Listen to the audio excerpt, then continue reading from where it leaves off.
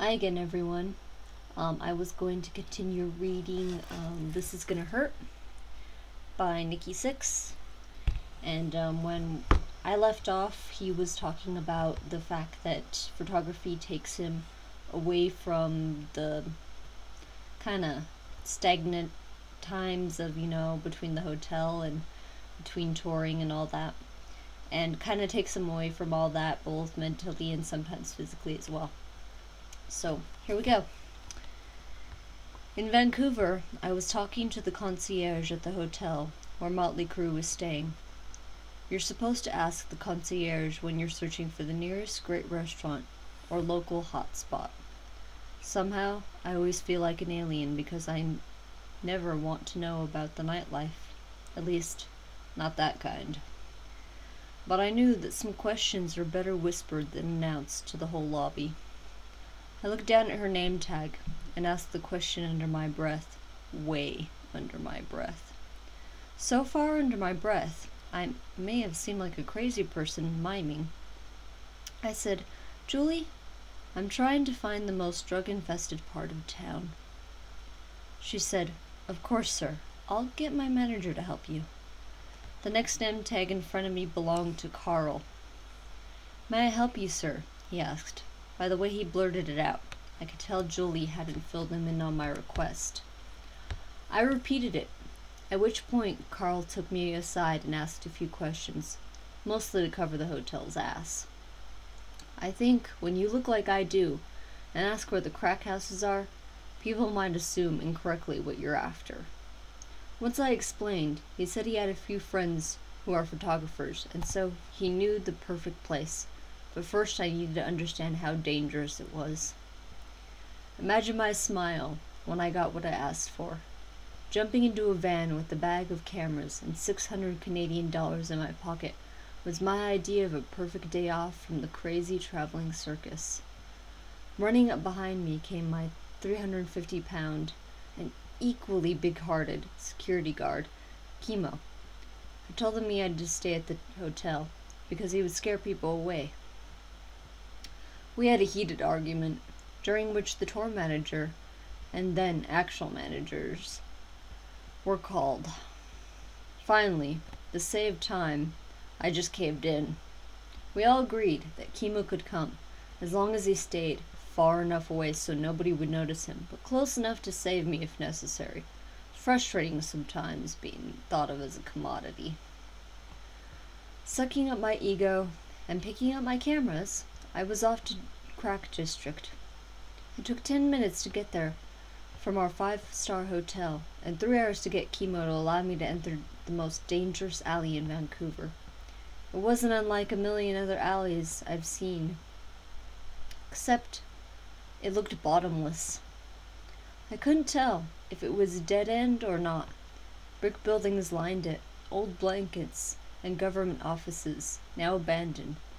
This isn't prime real estate, and rest you're a junkie. I sat alone at the mouth of the alley for over an hour until one guy came up and asked what I wanted. I told him I wanted to take pictures.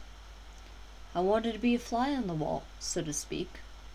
I told him I was an ex-addict, and maybe some of these pictures would help other people who were thinking about doing drugs. His response was simple. How much? Now, being one debate the hook, with the fattest worm, I gave him $50, and took off to tell the others I had money, and was one of them. Before long, I was 20 feet into the alley, and $100 lighter. I saw Kimo pacing back and forth as I handed out cash, and disappeared deeper and deeper, until finally I was out of his sight altogether, at last. The alley smelled like dank piss and rotting garbage. Plastic tarps strung from one garbage bin to another created shelter from the rain and added to the stink. At first, it looked like 10, maybe 12 people in clusters, but as I went deeper, I saw more groups. Maybe.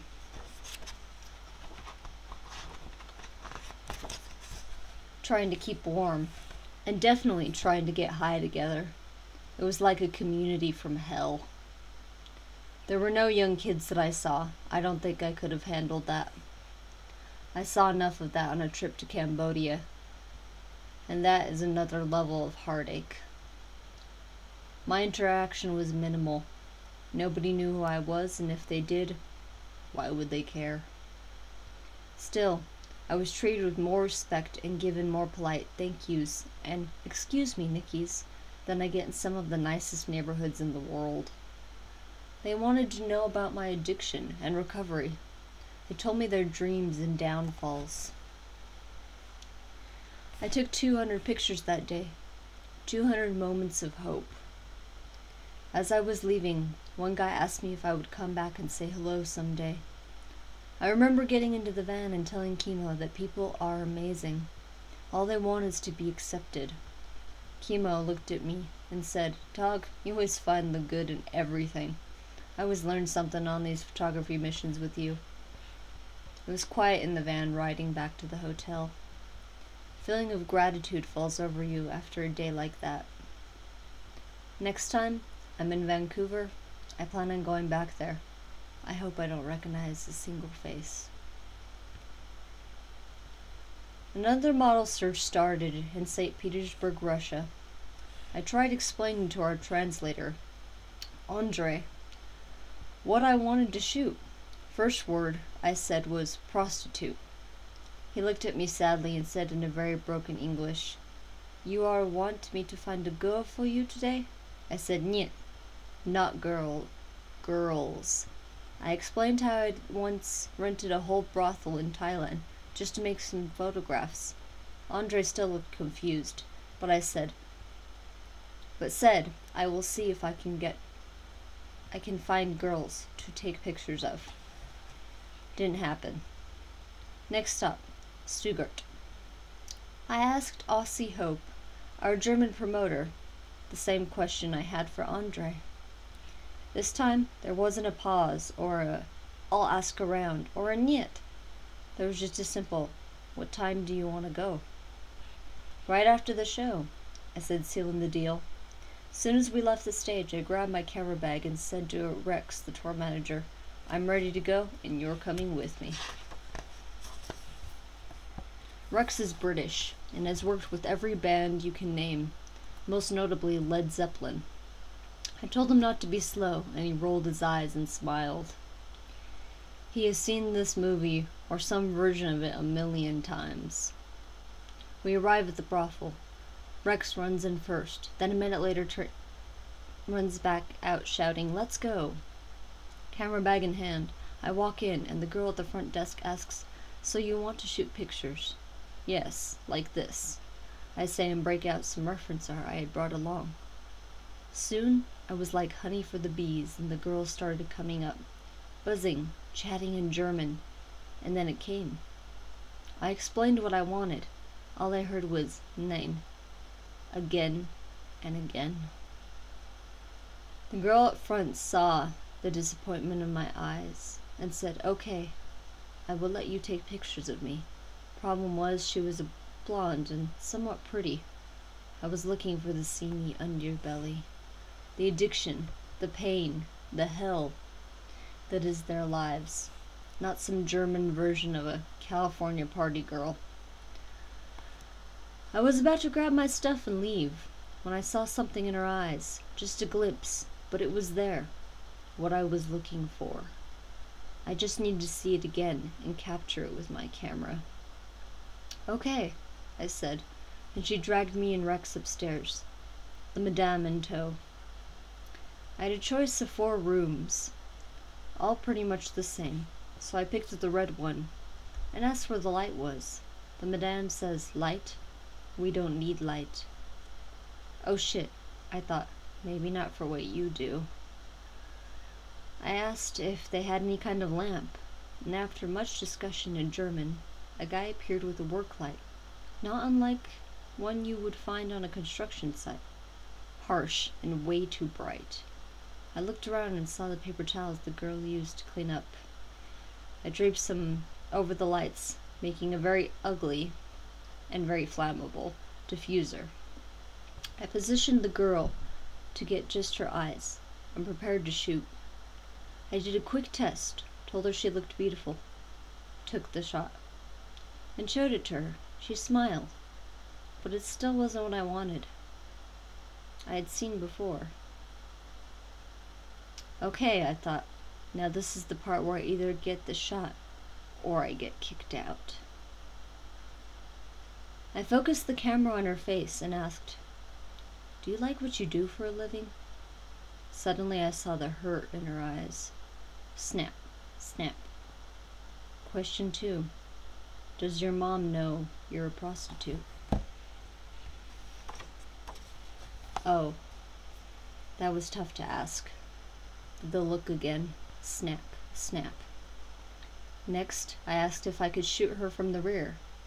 She seemed perturbed, but I snapped a quick picture and told her again how pretty she looked. I had a feeling I was running out of time, so I had her sit on her plexiglass heels, 6 inches high at least. She told me she didn't like her ass. I told her I was shooting her shoulder and to look out the window. I fired off maybe 10 pictures, all of her ass. When she blurted out, "Do you want a drink?" I told her, "I don't drink." Then she said, "Do you want drugs?" I said, "I don't do drugs." She mustered up the last question, the one I knew was coming and I dreaded. "Do you want sex?" I said, "I don't do sex." She turned toward me, calling off her heels and off the bed. She stood erect, stunned. I took a quick picture of her then, too. "If you don't drink, do drugs, or want sex, what do you do?" she asked, and I said, "Oh, I just take pictures." Then I turned on my leather Chuck Taylors and split, leaving Rex to pay the bill. I think I captured her pain, and maybe even her essence. I know one thing for sure, I pissed her off. She's got a tough life, I realize, and even though I sound like a punk, I truly respect her for surviving such a hard road. It's not always easy to get the person on the other side of the camera to see what I see. When I am doing a shoot with someone, I spend as much time talking to them as I do taking pictures. I want to know everything, so I can make the moment honest. These people have been told over and over that they're bad and ugly, that they're not perfect like us. They've been pointed at and laughed at since childhood. Life can be cruel. It's been my struggle, my personal battle, my obsession to make people see that different isn't always bad.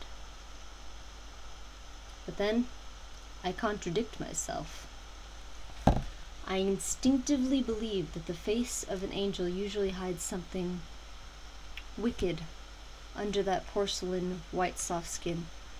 I really hate when I am judgmental, but I am working on it. Meanwhile, my experience has shown me that beneath the darkest of visages usually gleams the softest of hearts. The glow is easy to see if you are willing to open your eyes and admit that all life is beautiful. Unfortunately, for our society, we have been brainwashed into believing the lies of the beautiful people. For example, once a year, People magazine puts out a list of the 100 most beautiful people. I could hurl at this public display of deception. Makes me sick to think that millions of teenagers and young adults are being lured into believing that some made-up list is the standard for beauty and success.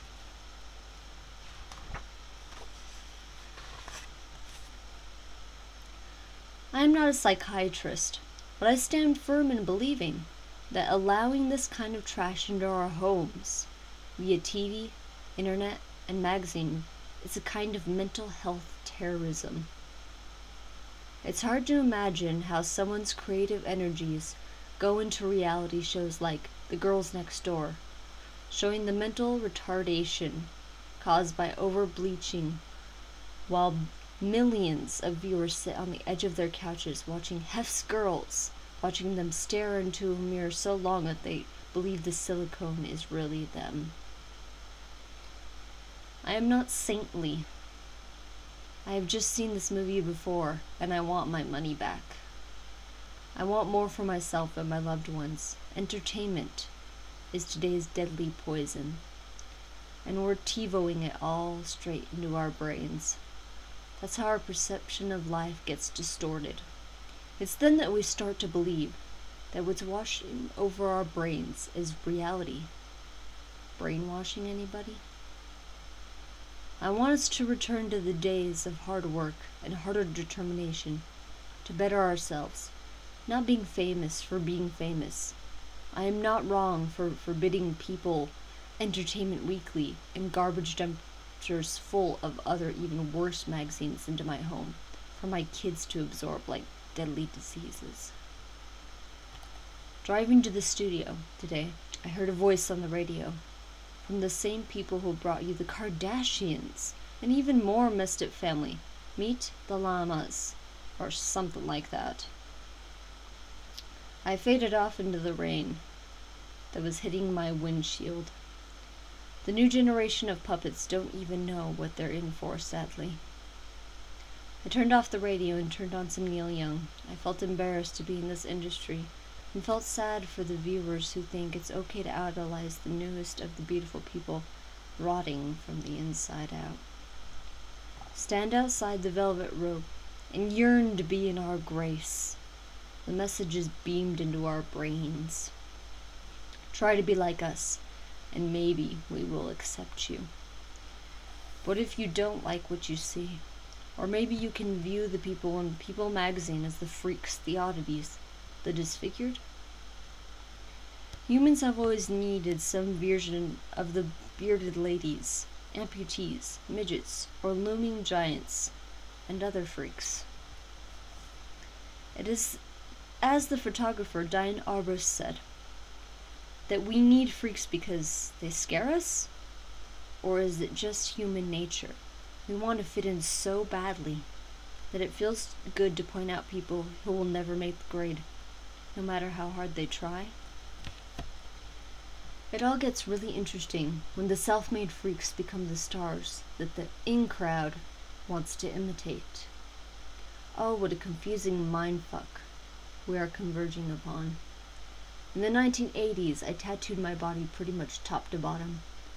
My own mother asked me, "Are you going to join the circus?" Today, it's almost mainstream to have your arms tattooed from shoulder to wrist, to have steel bolts catapulting from your lobes, nipples, and belly buttons. Now, it's okay to tattoo yourself everywhere and not join the circus.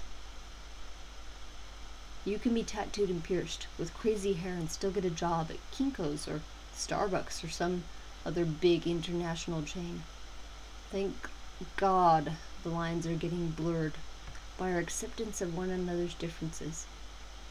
I love seeing the straight-looking man in a suit and tie talking to the girl with pink hair and a pierced nose at the local coffee shop. I love sitting on a bench talking to a homeless man and both of us walking away feeling good.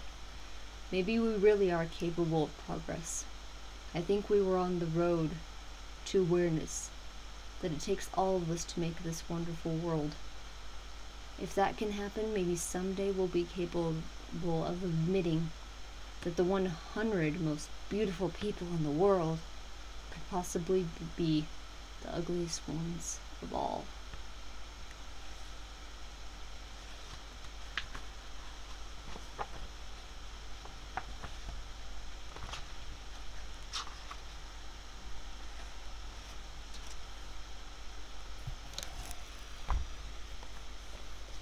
So that is the second part. I'm not going to read too much, but check out the book if you're able to. This Is Gonna Hurt by Nikki Sixx. Bye.